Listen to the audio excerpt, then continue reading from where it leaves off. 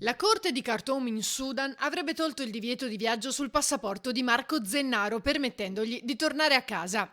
Ne ha dato notizia Cristiano Zennaro, il papà dell'imprenditore veneziano bloccato in Sudan dallo scorso marzo e per cui nei mesi sono state organizzate varie manifestazioni a Venezia perché fosse liberato.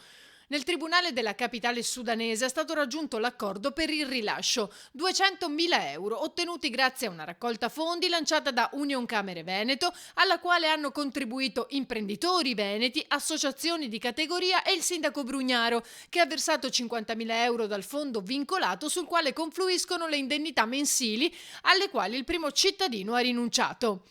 Ringrazio il presidente di Union Camere e tutti quelli che hanno aderito all'iniziativa, ha detto il papà di Marco, permettendo a mio figlio di pagare quello che considero un vero e proprio riscatto. È una vergogna, ha aggiunto, che dei privati si siano dovuti sostituire allo Stato. Tutta questa vicenda ha rivelato il totale fallimento delle istituzioni italiane, a cominciare dalla Farnesina, ha concluso.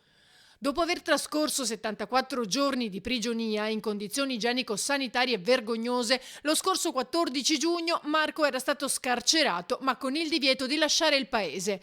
Ora non resta che attendere il rientro per cui in molti si sono battuti.